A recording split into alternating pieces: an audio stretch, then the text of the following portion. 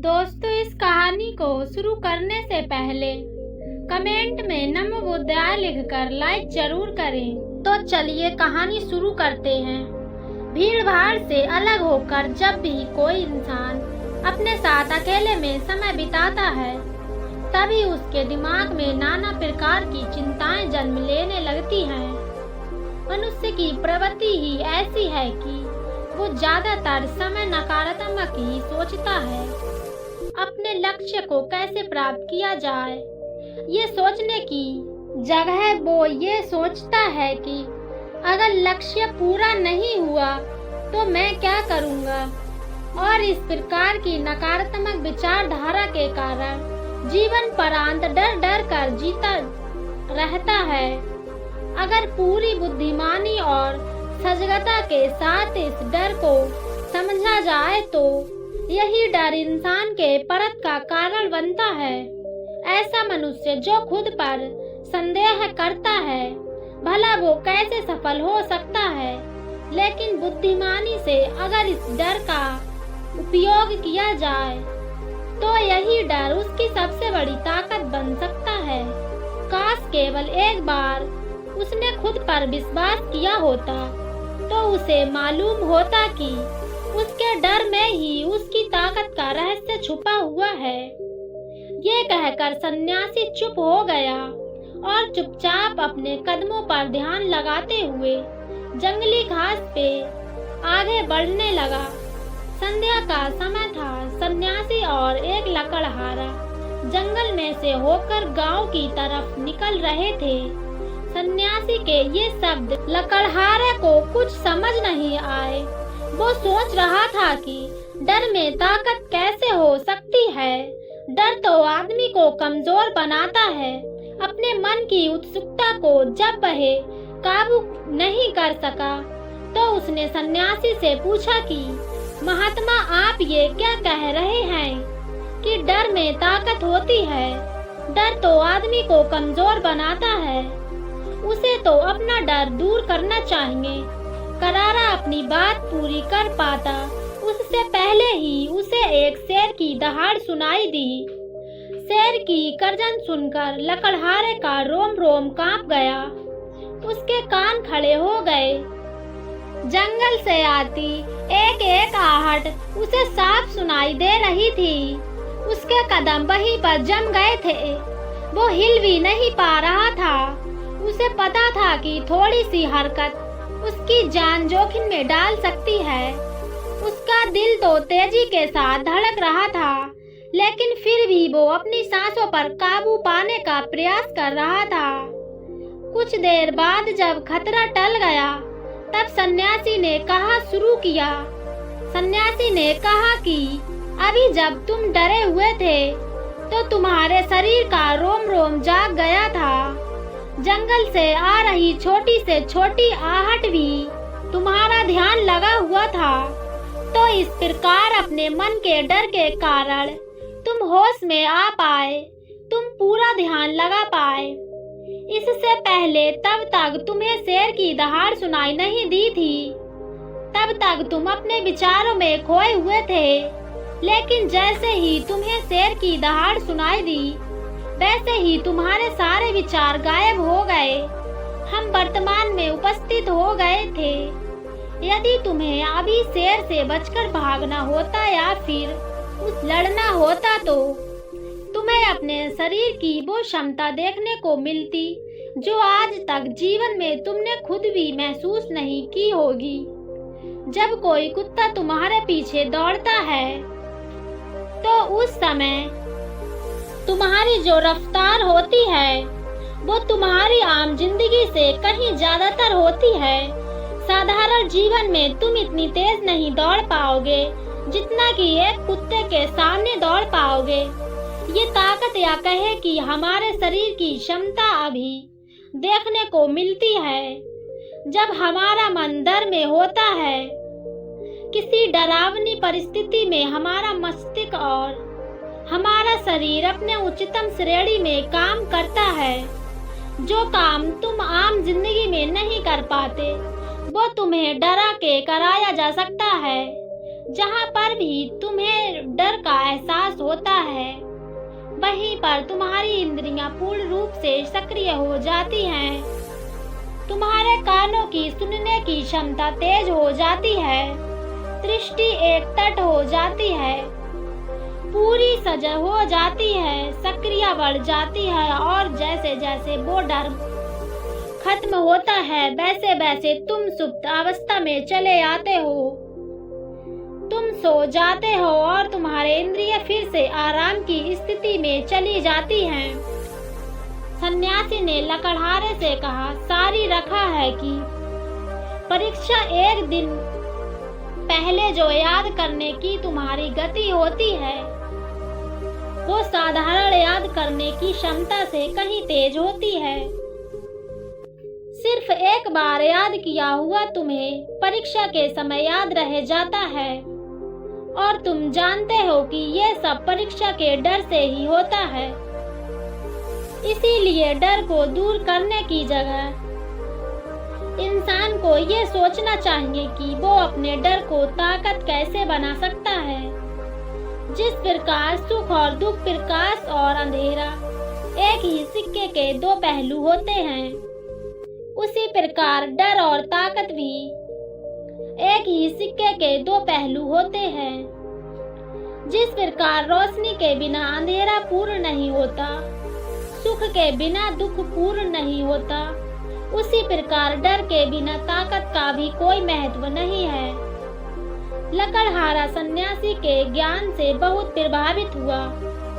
उसके चरणों में नतमस्तक हो गया और उनसे पूछा कि महात्मा, अंधेरे को तो दिया जलाकर रोशनी से भरा जा सकता है, लेकिन अपने डर को ताकत में कैसे बदले? इसके लिए कोई उपाय बताए। इस पर सन्यासी ने कहा कि डर दो प्रकार के होते हैं, सबसे पहला मानसिक डर और दूसरा शारीरिक डर। सन्यासी ने लकड़हारे को समझाते हुए कहा, शुरू किया कि मान लो तुम्हें जंगल से होकर गुजरना है और अचानक तुम पाते हो कि तुम्हारे मन में शेर का ख्याल आ गया। अभी तक प्रत्यक्ष रूप में शेर तुम्हारे सामने नहीं आया है, न उसकी दहाड़ सुनाई दी है, मतलब दूर दूर तक कोई ही अंदेशा नहीं है कि जंगल में शेर मौजूद है। लेकिन शेर का ख्याल आने से तुम्हारे मन में एक डर पनप गया। अब तुम्हारा उठने वाला एक एक कदम उसी डर से अभिभूत होगा। हर समय तुम्हारे मन में यही ख्याल चलेगा कि कहीं शेर ना आ जाए। ये शेर वर्तमान में तुम्हारे सामने नहीं है, यह तुम्हारी बहुविस्मय की कल्पना है।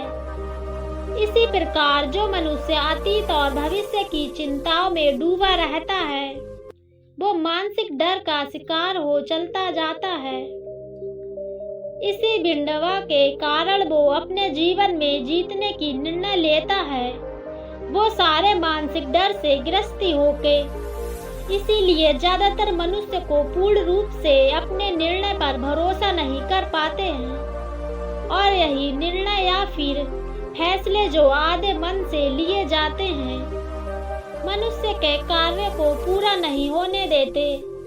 लेकिन यह भी सत्य है कि मानसिक डर के कारण ही इंसान अपनी तैयारी पूरी करता है। अगर तुम्हारे मन में शेर का ख्याल नहीं आएगा, तो तुम शेर से सुरक्षा के लिए कोई भी कदम नहीं उठाओगे। लेकिन अगर तुम्हें शेर का ख्याल आ गया, तो तुम उससे सुरक्षा के लिए कोई ना कोई तरीका जरूर अपनाओगे।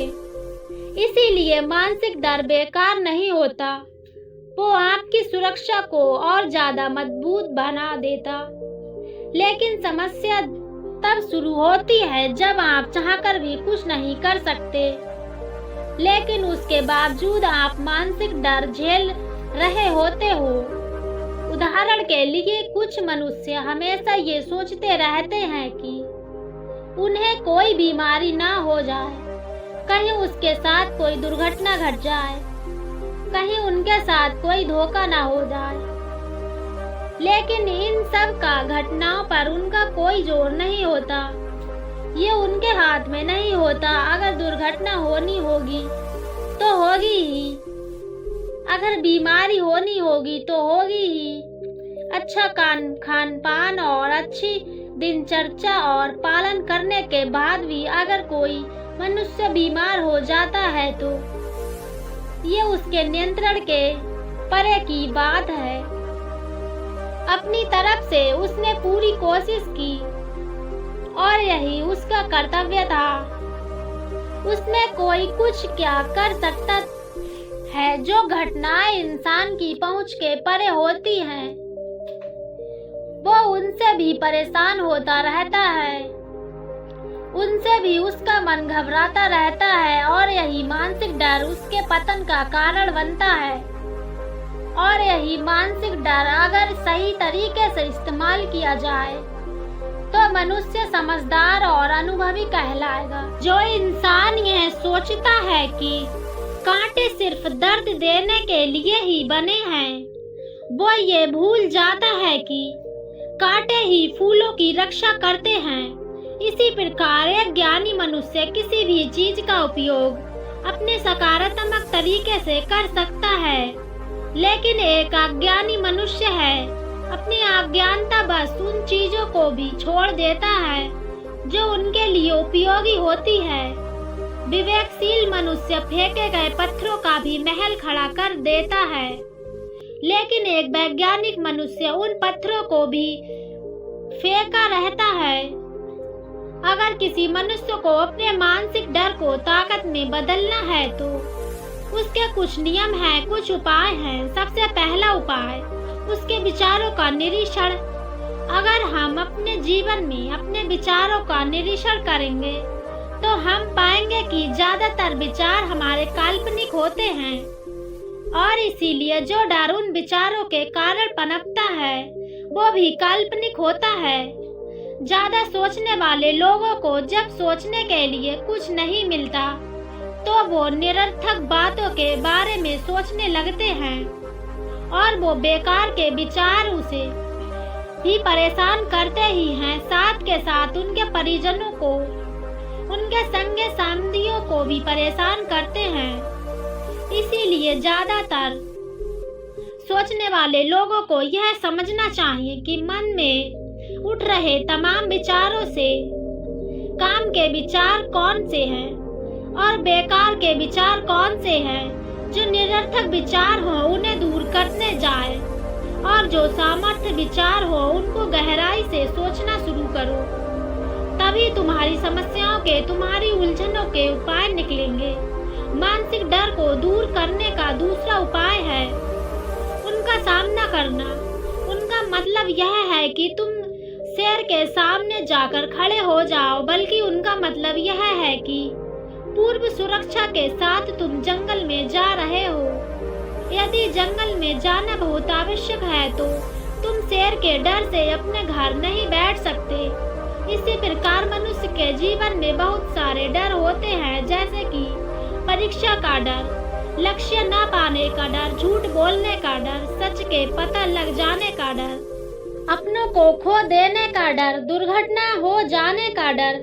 लेकिन जैसे जैसे समय के साथ इन डरों का सामना किया जाता है, वैसे वैसे ये डर जीवन से दूर होते चले जाते हैं। अगर तुम इनसे बचने का प्रयास करते हो तो ये जीवन भर तुम्हें सताते रहेंगे। ये तभी दूर हो सकते हैं जब इनका सामना करो।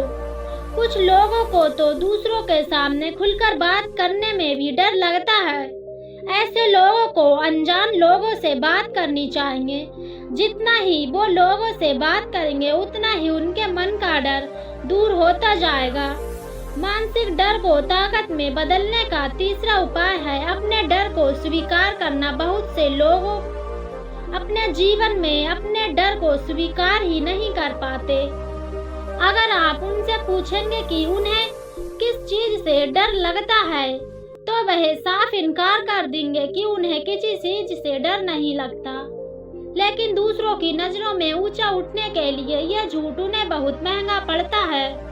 अगर वो अपने डर को स्वीकार करना नहीं सीखेंगे तो वो जीवन प्रयत्न उस डर से मुक्त नहीं हो पाएंगे।